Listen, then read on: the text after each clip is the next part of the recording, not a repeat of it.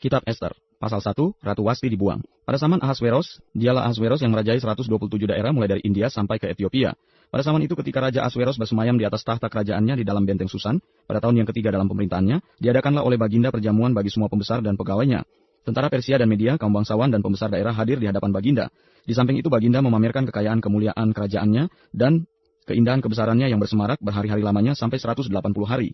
Setelah genap hari-hari itu, maka Raja mengadakan perjamuan lagi 7 hari lamanya bagi seluruh rakyatnya yang terdapat di dalam benteng Susan, daripada orang besar sampai kepada orang kecil, bertempat di pelataran yang ada di taman istana kerajaan. Di situ tirai-mirai daripada kain lenan, mori halus, dan kain ungu tua yang terikat dengan tali lenan halus, dan ungu muda bergantung pada tombol-tombol perak di tiang-tiang marmer putih, sedang katil emas dan perak ditempatkan di atas lantai pualam, marmer putih, gewang, dan pelinggam. Minuman dihidangkan dalam piala emas yang beraneka warna, dan anggurnya ialah anggur minuman raja yang berlimpah-limpah, sebagaimana layak bagi raja. Adapun aturan minum ialah tiada dengan paksa, karena beginilah diisyaratkan raja kepada semua bentara dalam, supaya mereka berbuat menurut keinginan tiap-tiap orang. Juga Wasti sang ratu mengadakan perjamuan bagi semua perempuan di dalam istana Raja Ahasveros. Pada hari yang ketujuh ketika raja riang gembira hatinya karena minum anggur, bertitalah Baginda kepada Mehuman, Bista, Harbona, Bikta, Abakta, Setar, dan Karkas, yakni ketujuh sida-sida yang bertugas di hadapan Raja Ahasveros, supaya mereka membawa Wasti sang ratu dengan memakai mahkota kerajaan, menghadap raja untuk memperlihatkan kecantikannya kepada sekalian rakyat dan pembesar-pembesar, karena sang ratu sangat elok rupanya. Tetapi Ratu Wasti menolak untuk menghadap menurut titah raja yang disampaikan oleh sida-sida itu, sehingga sangat geramlah raja dan berapi-apilah murkanya. Maka bertanyalah raja kepada orang-orang arif bijaksana, orang-orang yang mengetahui kebiasaan zaman, karena demikianlah biasanya masalah-masalah raja dikemukakan kepada para ahli undang-undang dan hukum. Adapun yang terdekat kepada Baginda ialah Karsena, Setar, Atmata, Tarsis, Meres, Marsena, dan Memukan, ketujuh pembesar Persia dan Media, yang boleh memandang wajah raja dan yang mempunyai kedudukan yang tinggi di dalam kerajaan. Tanya raja, apakah yang harus diperbuat atas Ratu Wasti menurut undang-undang, karena tidak dilakukannya titah Raja Ahasveros yang disampaikan oleh sida-sida?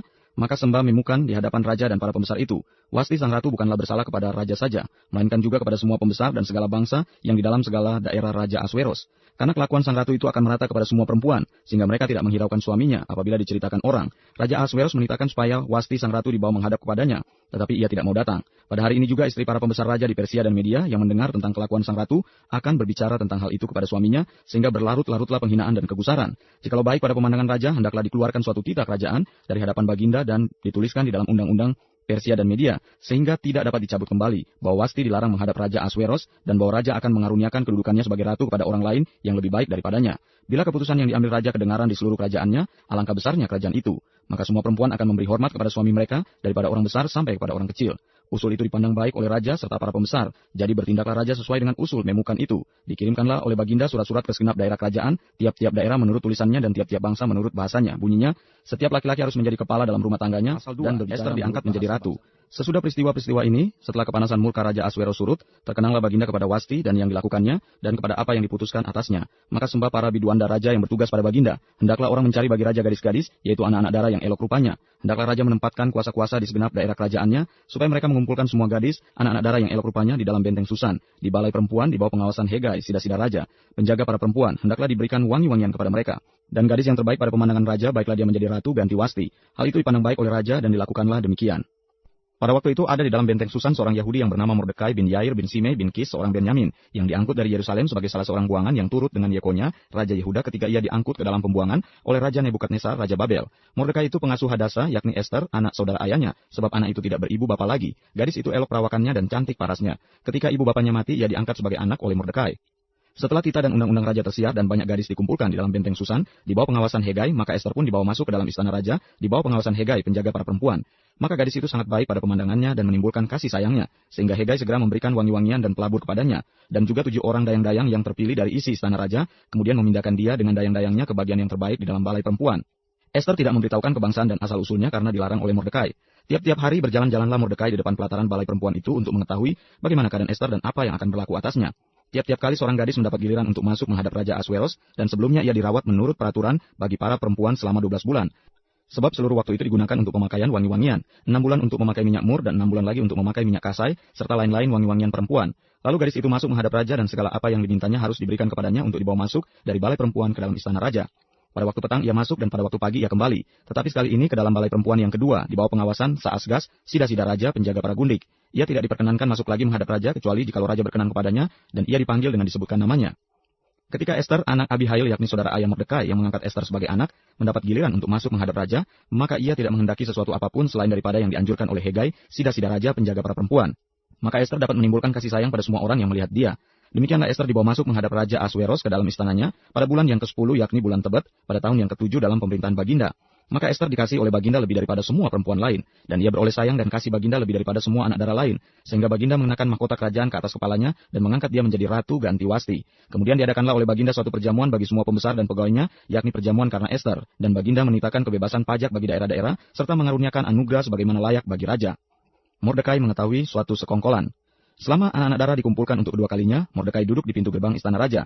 Adapun Esther tidak memberitahukan asal-usul dan kebangsaannya seperti diperintahkan kepadanya oleh Mordekai, sebab Esther tetap berbuat menurut perkataan Mordekai seperti pada waktu ia masih dalam asuhannya. Pada waktu itu ketika Mordekai duduk di pintu gerbang istana raja, sakit hatilah Bigtan dan Teres, dua orang sida-sida raja yang termasuk golongan penjaga pintu.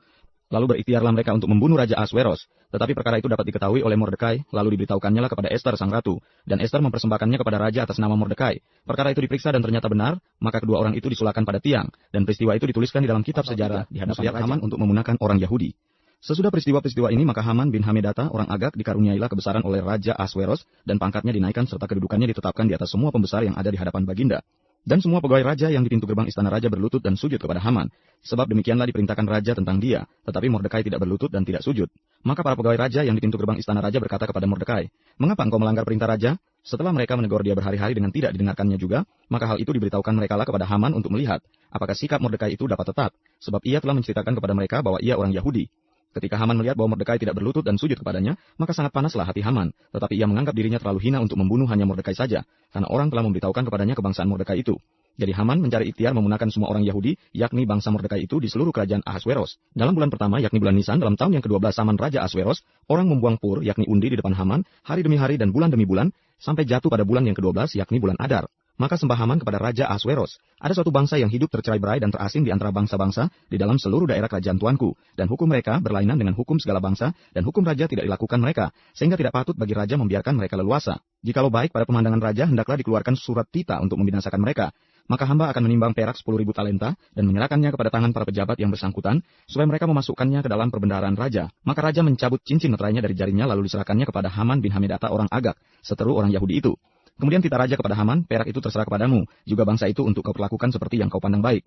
Maka dalam bulan yang pertama pada hari yang ke-13, dipanggillah para panitera raja, lalu sesuai dengan segala yang diperintahkan Haman, ditulislah surat kepada wakil-wakil raja, kepada setiap bupati yang menguasai daerah dan kepada setiap pembesar bangsa, yakni kepada tiap-tiap daerah menurut tulisannya, dan kepada tiap-tiap bangsa menurut bahasanya. Surat itu ditulis atas nama Raja Ahasveros dan dimeterai dengan cincin meterai raja. Surat-surat itu dikirimkan dengan perantaran pesuruh-pesuruh cepat ke segala daerah kerajaan, supaya dipunahkan, dibunuh, dan dibinasakan semua orang Yahudi, daripada yang muda sampai kepada yang tua, bahkan anak-anak dan perempuan-perempuan, pada satu hari juga pada tanggal 13 bulan yang ke-12, yakni bulan Adar, dan supaya dirampas harta milik mereka.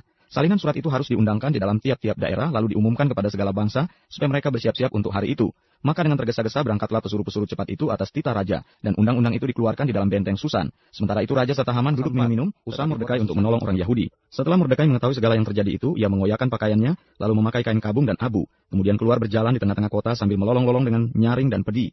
Dengan demikian datanglah ia sampai ke depan pintu gerbang istana raja, karena seorang pun tidak boleh masuk pintu gerbang istana raja dengan berpakaian kain kabung.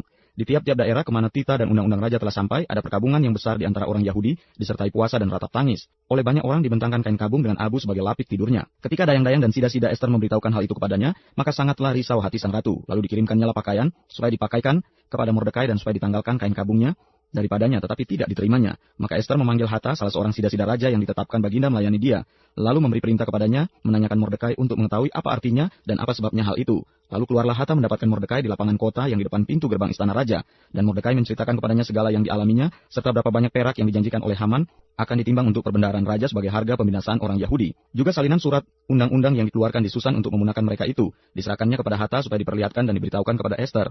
Lagi pula Hatta disuruh menyampaikan pesan kepada Esther supaya pergi menghadap raja untuk memohon karunia-Nya dan untuk membela bangsanya di hadapan Baginda. Lalu masuklah Hatta dan menyampaikan perkataan Mordekai kepada Esther.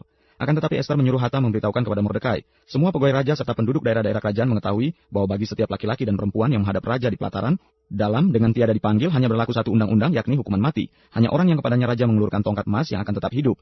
Dan aku selama 30 hari ini tidak dipanggil menghadap raja. Ketika disampaikan orang perkataan Esther itu kepada Mordekai, maka Mordekai menyuruh menyampaikan jawab ini kepada Esther. Jangan kira karena engkau di dalam istana raja hanya engkau yang akan terluput dari antara semua orang Yahudi. Sebab sekalipun engkau pada saat ini berdiam diri saja, bagi orang Yahudi akan timbul juga pertolongan dan kelepasan dari pihak lain. Dan engkau dengan kaum keluargamu akan binasa. Siapa tahu mungkin justru untuk saat yang seperti ini engkau beroleh kedudukan sebagai ratu. Maka Esther menyuruh menyampaikan jawab ini kepada Mordekai. Pergilah kumpulkanlah semua orang Yahudi yang terdapat di Susan, dan berpuasalah untuk aku. Janganlah makan dan janganlah minum 3 hari lamanya, baik waktu malam, baik waktu siang. Aku serta dayang-dayangku pun akan berpuasa demikian, dan kemudian aku akan masuk menghadap raja. Sungguh pun berlawanan dengan undang-undang. Kalau terpaksa aku mati, biarlah aku mati. Maka pergilah Mordekai dan diperbuatnya Esther menghadap raja. Pada hari yang ketiga Esther mengenakan pakaian ratu, lalu berdirilah ia di pelataran dalam istana raja, tepat di depan istana raja. Raja bersemayam di atas tahta kerajaan di dalam istana, berhadapan dengan pintu istana itu. Ketika raja melihat Esther sang ratu berdiri di pelataran, berkenanlah raja kepadanya, sehingga raja mengelurkan tongkat emas yang di tangannya ke arah Esther. Lalu mendekatlah Esther dan menyentuh ujung tongkat itu. Tanya raja kepadanya, apa maksudmu, hai Ratu Esther, dan apa keinginanmu? Sampai setengah kerajaan sekalipun akan kuberikan kepadamu. Jawab Esther, jikalau baik pada pemandangan raja, datanglah kiranya raja dengan Haman pada hari ini ke perjamuan yang diadakan oleh hamba bagi raja. Maka titah raja, suruhlah Haman datang dengan segera, supaya kami dapat memenuhi permintaan Esther. Lalu raja datang dengan Haman ke perjamuan yang diadakan oleh Esther. Sementara minum anggur, bertanyalah raja kepada Esther, apakah permintaanmu? Niscaya akan dikabulkan, dan apakah keinginanmu? Sampai setengah kerajaan sekalipun akan dipenuhi. Maka jawab Esther, permintaan dan keinginan hamba ialah, jikalau hamba mendapat kasih raja dan jikalau baik pada pemandangan raja mengabulkan permintaan, serta memenuhi keinginan hamba, datang pula lah kiranya raja dengan Haman ke perjamuan yang akan hamba adakan bagi raja dan Haman, maka besok akan hamba lakukan yang dikehendaki raja. Haman menyuruh mendirikan tiang penyulaan untuk Mordekai. Pada hari itu keluarlah Haman dengan hati riang dan gembira, tetapi ketika Haman melihat Mordekai ada di pintu gerbang istana raja, tidak bangkit dan tidak bergerak menghormati dia, maka sangat panaslah hati Haman kepada Mordekai. Tetapi Haman menahan hatinya, lalu pulanglah ia ke rumahnya dan menyuruh datang sahabat-sahabatnya dan Seres istrinya. Maka Haman menceritakan kepada mereka itu, besarnya kekayaannya, banyaknya anaknya laki-laki, dan segala kebesaran yang diberikan raja kepadanya, serta kenaikan pangkatnya di atas para pembesar dan pegawai raja. Lagi kata Haman, tambahan pula tiada seorang pun diminta oleh Esther sang ratu untuk datang bersama-sama dengan raja ke perjamuan yang diadakannya, kecuali aku. Dan untuk besok pun aku diundangnya bersama-sama dengan raja. Akan tetapi semuanya itu tidak berguna bagiku, selama aku masih melihat si Mordekai, si Yahudi itu duduk di pintu gerbang istana raja. Lalu kata Seres istrinya dan semua sahabatnya kepadanya, suruhlah orang membuat tiang yang tingginya 50 hasta dan persembahkanlah besok pagi kepada raja, supaya Mordekai disulakan orang pada tiang itu. Kemudian dapatlah engkau dengan bersukacita pergi bersama-sama dengan raja ke perjamuan itu. Hal itu dipandang baik oleh Haman, lalu ia mati.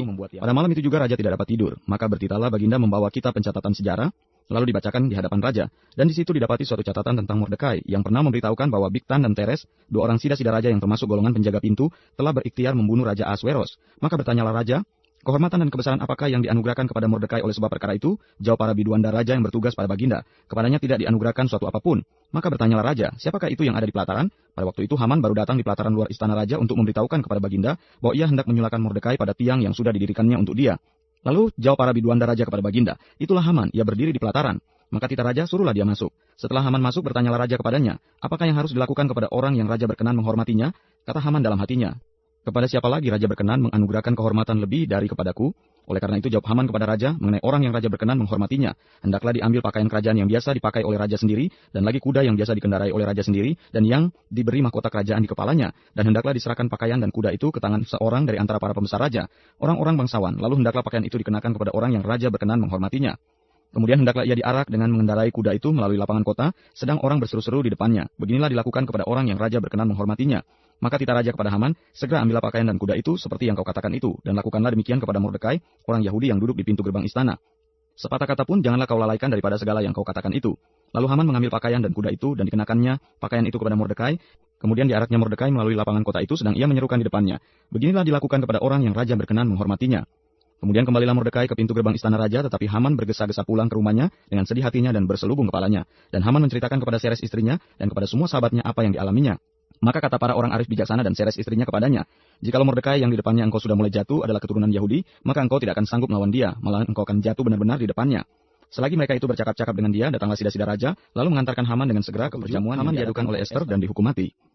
Datanglah raja dengan Haman untuk dijamu oleh Esther sang ratu. Pada hari yang kedua itu, sementara minum anggur, bertanyalah pula raja kepada Esther, apakah permintaanmu, hai Ratu Esther? Niscaya akan dikabulkan, dan apakah keinginanmu? Sampai setengah kerajaan sekalipun akan dipenuhi.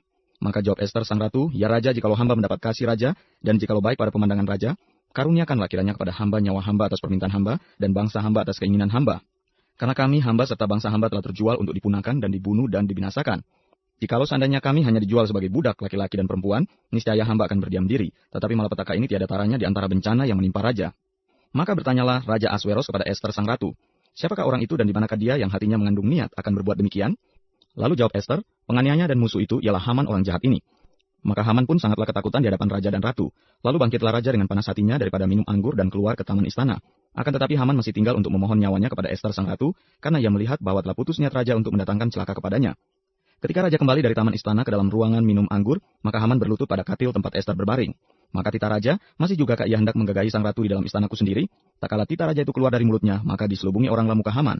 Sembah Harbona salah seorang sida-sida yang di hadapan raja. Lagi pula tiang yang dibuat Haman untuk Mordekai, orang yang menyelamatkan raja. Dengan pemberitahuannya itu, telah berdiri di dekat rumah Haman, 50 hasta tingginya. Lalu titah raja, sulakan dia pada tiang itu. Kemudian Haman disulakan pada tiang yang didirikannya untuk Mordekai, perintah raja yang menguntungkan orang Yahudi.